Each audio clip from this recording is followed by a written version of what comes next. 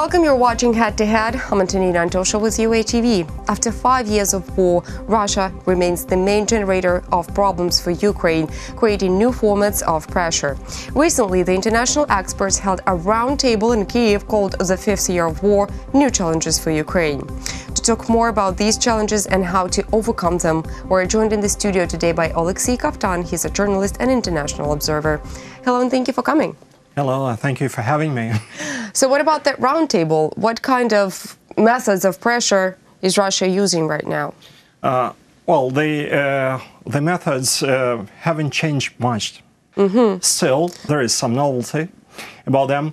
First, the forthcoming elections, of course, because Russia sees the election process as a means of changing not the power, but changing the attitudes of the Ukrainian elites towards Russia, so that to make them communicate with Russia in a more favorable way. So the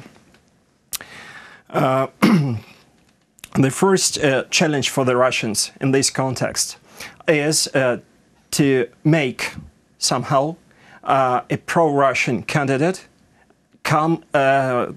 enter the second round of the elections. And the maximum goal is to make that President Poroshenko doesn't come into the second round, doesn't enter it. So that's the program. So to get triumphant in the what are they doing to achieve that goal?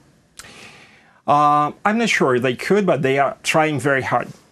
And in this respect, I would like to remind you about the sanctions the Russian president was talking about recently. That was my next question, is the fact that Kremlin's leader Vladimir Putin signed a bill, a rough draft on the bill of implying sanctions towards Ukraine. Does it have anything to do with the fact that Ecumenical Patriarchate actually granted autocephaly to Ukrainian church? Yeah, well, you see, there are no overtly pro-Russian elites or political powers in Ukraine. So they are not that overtly pro-Russian. Okay. And to make some representatives of the Ukrainian elites more reliable to the Kremlin goals, they've decided to introduce some sanctions. How effective are those sanctions going to be, or could those sanctions be? Could they affect Ukraine that much? I don't think they could affect Ukraine that much. Well, that much is how much? Yeah, that much is comparable. Still, let's compare to the amount of sanctions that are being implied towards Russia from EU and the US. Let's look at this topic in this way. First, every round of sanctions Russia has ever introduced, these sanctions were much more against Russia itself than against Russia's enemies.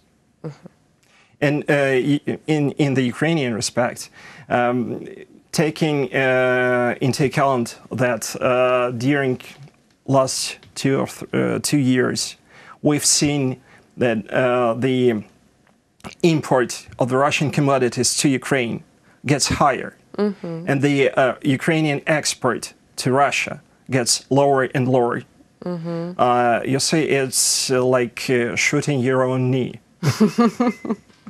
Okay, what about the situation in the Azov Sea and the resolution signed by the European Parliament? The security situation in the Azov Sea is really challenging for Ukraine. It's true. But the the fact that the European Parliament has introduced the resolution means that the Europeans, that our Western partners, do really understand what's going on. What's happening? In Russia's respect, I really wonder to what extent they could go to make the conflict. To what extent they could prolong the conflict? To what extent they could prolong it. Thank you. Now it looks they are not ready to get the confrontation level higher. Mm-hmm. They are trying to behave on the sub-threshold level, I would say. Mm-hmm. So not to trespass the thin red line. After which there would be no return. Again under sanctions. Mm-hmm. I'm not sure that the European our European partners will be fast enough to react. Mm-hmm. But still, again, talking about the resolution, it's not the obligatory document. Well, it's a recommendation. Still, it's a proof. It's a proof of the fact that the European community is watching closely. The European community understands what the situation is all about, and the European community supports Ukraine. But still, the European community is about to do something. We are very much concerned. Doesn't work in the Russian case. Yeah, agreed. So, the only language the Russian government and the Russian president understand is the language of power. Being an aggressor country, that's logical. Sure. So what kind of power would it be? Would it be another level of sanctions? Mm-hmm. I guess it should be. Okay. But before the sanctions will come to the front, it's going to be some time before it, you see. And the matter is that, as it has happened before, the Russians have more time than the Europeans, than the Ukrainians, in this very respect. Speaking of time, let's do a little forecast. Let's say the war is over in another 5 years. I'm not saying it's a realistic situation. I'm just saying let's do a little forecast. What would be the most effective procedure of reintegrating Donbas? First of all, talking about the reintegrating Donbas, we should understand that without getting Crimea back, so first it should be Crimea. Both should be the first. At the same time. At the same time. Several years ago, our Western partners asked us, I mean the Ukrainian government, to part those two questions. Mm-hmm. Here is Donbas and here is the Crimea. But the matter is that both are very interconnected. So, of course. So we should put forth the question of Crimea as well. As to the reintegration process, the matter is that for now, one of the key messages the Russians are sending to the world is, let's make the conflict frozen. Come on, it's not the conflict like, we cannot compare this conflict, or only to some extent we could, with the conflicts on the Balkans, for instance, or in Moldova or in Georgia. Because I think and my fellow colleagues think that this conflict resembles very much what's happening between Israel and Palestine. Mm-hmm.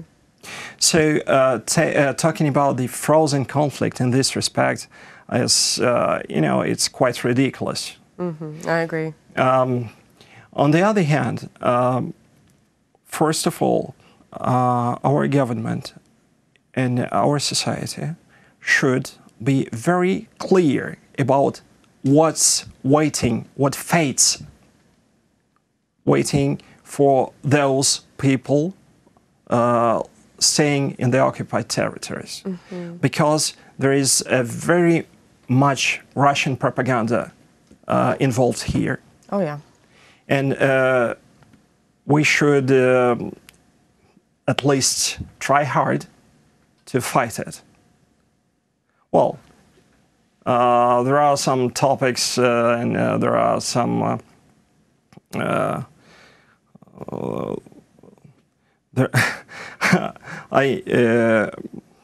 there are thoughts. Well, they are not.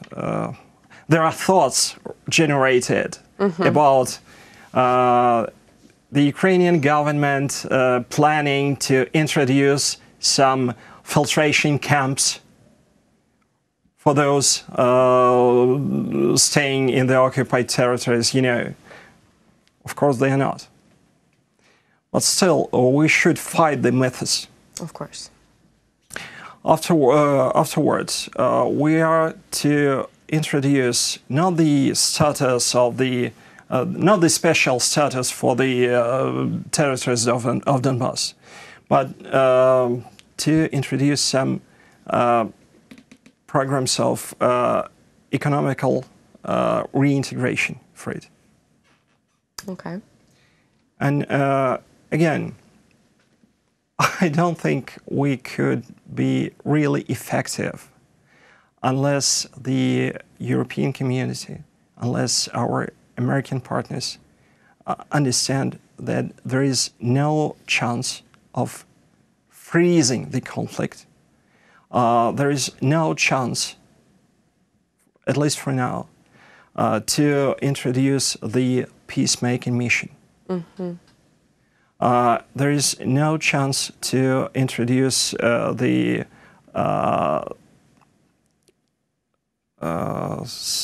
servitude status for the occupied territories, because we cannot introduce a status like this in a case when two powers, I mean the Russians and the Ukrainians, are that hostile.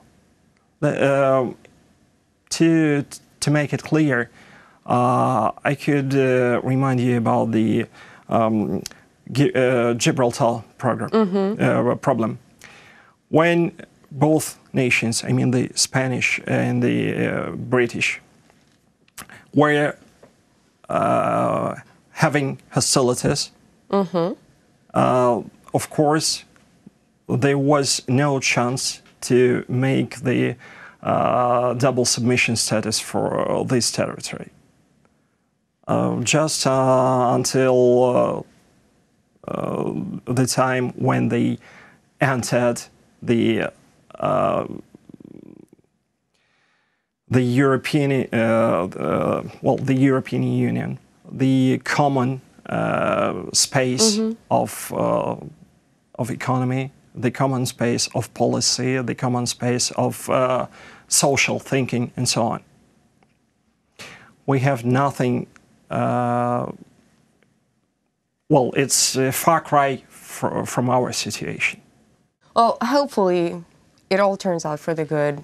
We all come together, meaning Ukrainians, Ukrainian society, international society, European society, and Ukrainian government, and we end this conflict and not let it freeze. Thank you so much for coming, explaining the situation. That was Oleksiy Kaftan. He's an international observer. Thank you so much for watching UATV. Stay tuned for more.